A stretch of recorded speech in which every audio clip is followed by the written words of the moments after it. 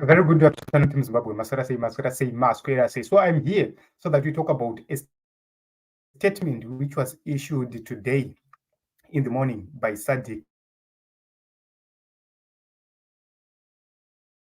Very important statement which we need to reflect on, take a look. So SADC in the morning issued this statement which is coming right here to the screen. Let me bring it right here onto the screen. And it's a very important statement which we need to take a look onto. Then we reflect. So it was posted at 10 past 8. Let me bring it right here onto the screen so that we talk about it. My system is quite slow because of network challenges and network problems. Okay, so you can say SADC electoral observation missions only observes elections. SADC does not conduct elections in its member states, but observes them. We then make recommendations. Understand the role of SADC when it comes to observing elections. Our mandate is only to observe and issue a report. Okay, so what happens? What is key here is the first part of this statement, where they say SADC election observation missions only. That is key. Yes, the observation mission came, they observed the elections, then they issued a report, and that is true. Okay, I have seen a lot of Varakashi celebrating this statement, and they are saying that is Radirwa Jecha, and I'm going to explain kuti they are wrong, and I will show you the reason why I am saying they are wrong. So I've moved out of this screen. I still need to use this screen. So let us take a look on the comments first and see. Okay, this is Linda Masarira. She says, "Thank you, SADC. Now, my fellow countrymen, it is time to mend our broken social fabric. Dear Zimbabweans, understand the objectives of SADC electoral observation missions and stop building castles in the air." Linda Masarira is actually misleading people here. The role of the electoral observation mission is complete. They have done their part. What is next is what was explained by Thabo Mbeki. After the report is issued, what happens is that the chair of SADC Troika calls for a caucus within the SADC Troika. Then after that, they submit that report to SADC, the whole body, not the organ, the whole body. After submitting this to the whole body, then the whole body looks onto the recommendations made by the SADC organ of politics and defense. Because the reason why there is this organ, they have to deal with political problems before they burst. So the role of that organ is to make sure that everything is conducted in a way which does not bring chaos. Because if chaos comes, it affects the whole region. If chaos starts here in Zimbabwe, the peace of the whole SADC region is affected. That is the reason why you see SADC does have a standby peacekeeping force. So for people to understand this, they need to analyze these things and see these things wholeheartedly, not to suit their own narratives. So the SADC election observer mission, they did their part, they ended there. If you take a look right now, another team was dispatched to another election, which is in the region, and they're going to do what they're supposed to do. And they hand over everything to the chairman, who is the appointing authority, who then give recommendations upon sitting together with the SADC Troika. And the SADC, once they are given recommendations to say, the situation in Zimbabwe, this is the report. But from this report, the situation we have observed shows that there might be tensions, and these tensions might escalate to chaos, to war, whatever. the recommendations they give. Is there any need for these elections to be redone? All those recommendations will be put in place. Once those recommendations are put in place, SADC will call for an extraordinary summit depending on the intensity of the matter or of the case. If there is no need, if there is no time, something might happen in between. They don't have to wait for the summit to sit. They will call what is called an extraordinary summit. That is the reason why the rules allow for that extraordinary summit to be called. And when they call for that extraordinary summit, they appoint a team or headed by a certain person from the SADC countries is appointed to go to that country to see or to make investigations. So you will see a team being appointed, and that team will be led by somebody who is a vice president or a former president. Then they'll come to the country. They meet everybody and everyone. They hear the position of the ruling party, of the government, of ZEC, of the opposition.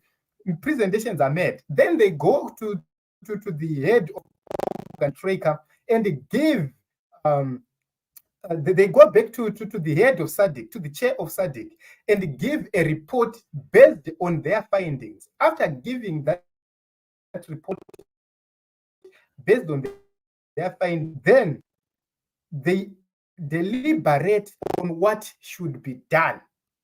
So everybody will be given an opportunity to actually view into that matter. All stakeholders in Zimbabwe, they will be given that opportunity to say, how best can we resolve this?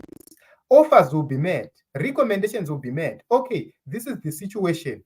Can we have another election? Can we have a government of national unity? Can we have a transitional authority? All that will be suggested within the SADC body framework using the SADC rules.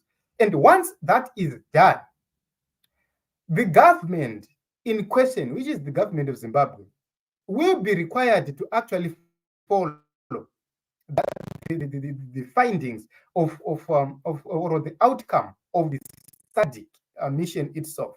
So if they fail to do so, there are rules which are followed by SADC itself. Number one, you might be suspended. Number two, you fail to assume the chairmanship of SADC. Those things are documented and there. But for the people who are not reading these documents, who just come here to argue for the sake of arguing, they find it difficult to understand this. When when you are defending a position because of the benefits you are going to get from the broken society which we have in the region, then it becomes a problem because you approach a certain issue with a different view. Thabo Mbeki, Cyril Ramaphosa, they both confirmed that SADC will act onto that report. They are required to act, and they will call or summon Zimbabwe to SADC. And that only happens during an extraordinary summit where they'll say, okay, here's the report. Let us convene. Let us talk about this matter. Because what they want to avoid is chaos. What they want to avoid is escalation. What they want to avoid is unnecessary loss of lives. So there is no need for SADC to rush after things have gone out of hand. Then they rush to say, we have come here to meditate and to fix things. They have to do so right now. So that is the reason why you see there are guidelines which were placed by SADC itself, where Zimbabwe is a signatory, which suggests that every country which is holding elections, there are certain expectations which they are supposed to meet for that election to be free, fair, credible, so that they avoid problems and challenges. So these people do not understand the role of SADC. Everybody who is saying that that will not happen, they have to ask themselves one question: why is SADC there? What is its role? Why is it that we have an organ which deals with politics and defense? What is its role? So if SADC is powerless just like that, there is no need to have that organ of politics and defense. There is no need for our leaders to be going to those summits in taxpayers' money. So you see that these people will be celebrating simply because they have their own agenda, which is to misinform the people. So you see, these things, I think they need to be looked into in a different perspective. So, fair enough, let's say you make recommendations after observing the Eswatini elections, but the kingdom decides to ignore those recommendations. What's the next step? That is the reason why you see SADC does have power to sanction its member states. They can be sanctions which are agreed by the majority. Once that is passed by the majority, they follow the recommendations which have been. If they agree to sanction a particular country, you get sanctioned. So it's like when there is war in a particular country, and SADC goes on to meet and say, can we deploy the standby force? And they agree. The standby force will be deployed. So people need to understand how this body SADC works. So what is important at this moment in time is what are going to be made by SADC. The recommendations are very important because everything which is going to happen next will be from the recommendations. So I think we have exhausted this issue, and this is a post which was posted here by SADC Secretariat, and a lot of Warakashi are very, very happy because of this statement, and we need to take a look onto it. So the guidelines will be: take a look on what happened in Swaziland in the past, take a look on what happened in Zimbabwe around 2007, 2008, 2009. All those issues must be considered by any reasonable person because these are the same guidelines they were using then.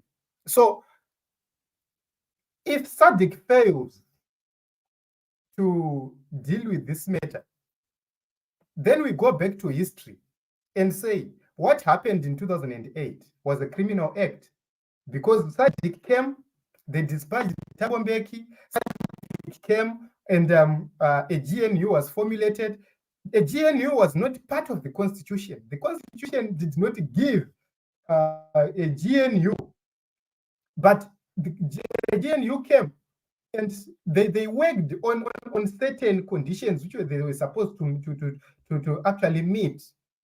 So if SADC turns a blind eye and say we are not going to recommend A, B, C to the nation of Zimbabwe, when there is a crisis like this, then it makes what happened in 2008, 2009 a criminal activity, and SADC and all persons who participated there will be liable and will be answerable. So you see that all these issues, they are very important for people to understand that beyond politics, there is reality. Beyond politics, there are actual things which affect the people, which affects nations, which affects everybody. And that is the reason why we are saying there is need for those in authority to actually find each other, have a discussion, talk about this matter, resolve this matter, and make sure that it is done and dusted. So it is what it is, Team Zimbabwe. In the comment section, please let us continue to talk. What do you think about this statement from